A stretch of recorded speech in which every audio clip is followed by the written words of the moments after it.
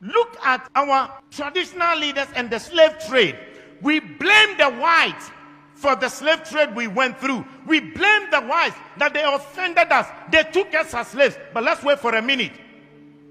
Who sold the black man to the whites? Who sold the black man to the whites? Our own traditional leaders. The enemy is not outside. The enemy is within. If we are asking the Europeans to pacify us and also to apologize to us, our traditional leaders must be the first to apologize on behalf of their ancestors for the evil they have done against their fellow blacks. Look at our attitude towards the environment and the destruction of our water bodies. All our river bodies have turned into dark brown. And you know what they said? In the next 20 years, if we don't stop this illegal mining, Ghana, we will import water to drink. Yet we don't care. And Chinese, they will come from their country into our forest, destroy our forest, destroy our land, and illegally mine and damage our waters. How can they come if the traditional leaders didn't give them permission to do that? And in one instance, while they were dead, our military went there to protect them. Our own military that is supposed to protect us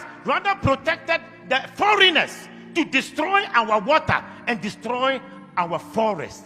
The enemy is not outside, the enemy is within. If you look at our own systems and structures in our country, we don't have a better system to improve the lives of people. Pastor, I was surprised when I read in China, they had a 10-year vision, and they said from 2011, their vision was that in 10 years from 2011, and 10 years from 2011 will be what year? This year, 2021, that they will raise over 20% of the people to become multi-millionaires. Now in 2021, they have 1.8 million Chinese who are multi-millionaires in China, and they are between the age of 40 to 50 years. Multi-millionaires. The government intentionally decided that they would make sure they will have 20% of the population multi-millionaires. They also agreed that they will make sure that they will lift up the poorest of the poor. And they lifted 100 million people from begging to live a better life. But in this country, in our country, we fight our own businessmen.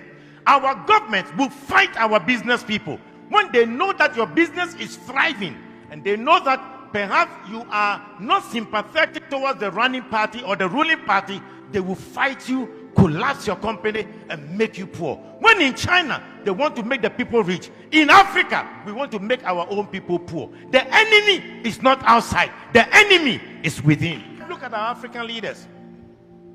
How much they stole, the money they stole away. We are told in Gambia, Jamal Yaha, he stole 11 million US dollars from his own country, Gambia. Sani Abacha stole between 1 billion to 5 billion dollars out of Nigeria.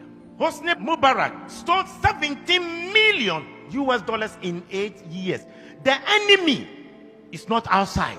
The enemy to our own progress is within. Look at our presidents, the presidents who were fighting for our independence, what we did to them. In Togo, the man who fought for the independence of Togo, called Sylvanus Olympio, when Togo got independence, he decided that they would not use the French franc, the French CFA. They decided they will have their own Togo currency. And you know what? They used Iyadema to kill him and to get rid of him. When Olympians wanted to make Togo great, the enemy within, the Judas within, killed him. In Burkina Faso, the man who gave them independence, Maurice Yamego, was eliminated by his own people. When Thomas Sankara came, his own body group killed him and got rid of him. The enemy is not outside. The enemy is within. You look at our own country. Kwame Nkrumah started a new vision to develop Ghana, and who undermined him from within? They threw him out by Kotoka. Today we celebrate Kwame Nkrumah, but their own Judas will damage him. I pray that the man who organized that coup to betray Kwame Nkrumah, and for us to name our airport after him, Kotoka International Airport, I think we should start a national conversation to change the name of the Kotoka International Airport, because as long as that name is, we have endorsed coup, we have endorsed enemies that will fight the progress of our nation. We must change the name of Kotoka International Airport to Kwame Nkruma International Airport.